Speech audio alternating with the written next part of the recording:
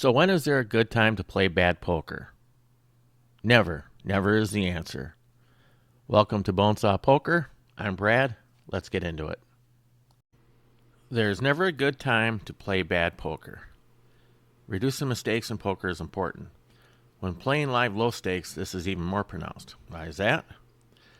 Because the player pool is pretty soft at live 1-2, that making mistakes is costing unnecessary losses.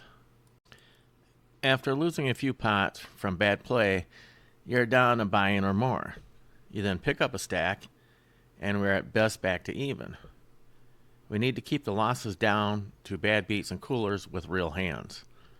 Losing at these stakes by playing hands you know you shouldn't or playing too aggressively post-flop just digs holes. What are the most common mistakes? Tilt, not sizing up your competition, playing way too loose pre-flop, overcalling post-flop, playing in the small blind. Tilt is something we are all familiar with. We lose a big pot to a donkey on the river and are mad.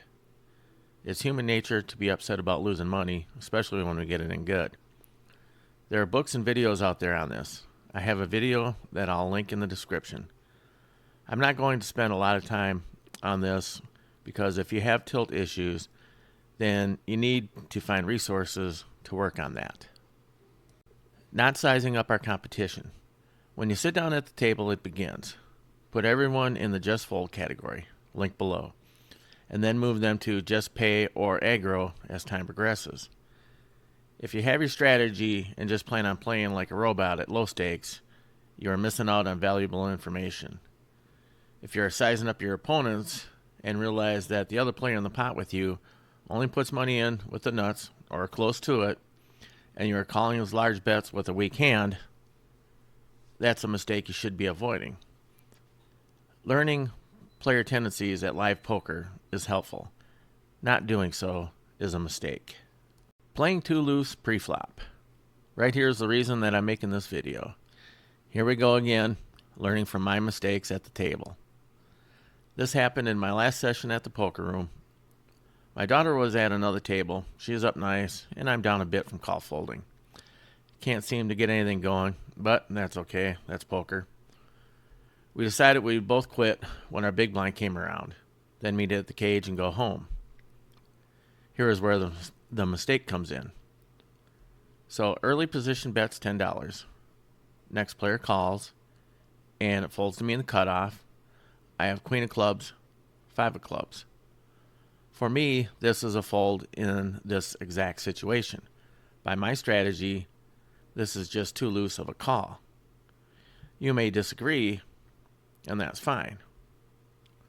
We go 3 ways to the flop. Early position 1 has over $300. Early position 2 has about 80 or so in front of him, and I only have 150 because I'm not topping off right before leaving. So the flop is queen of hearts, 5 of spades, 4 of spades. Great. I flop top 2 pair.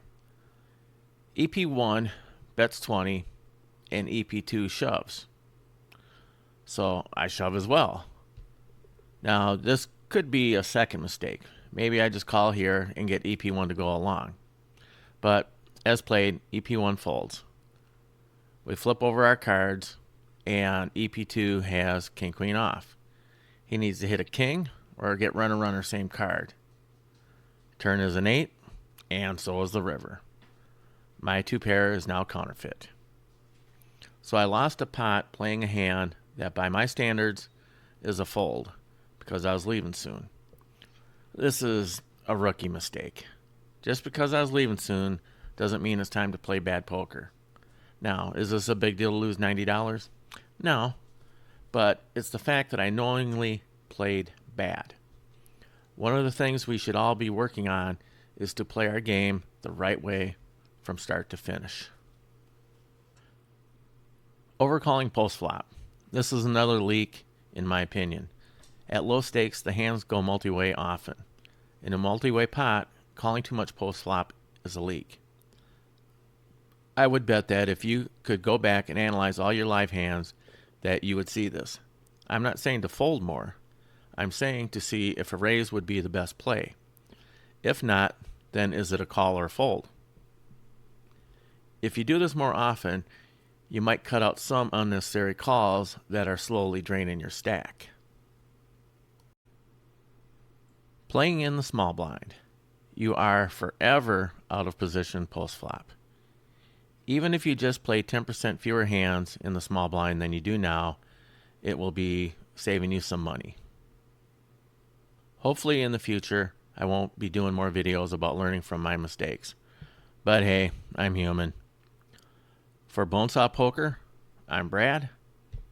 Thanks for watching, and remember, everything you want is on the other side of fear.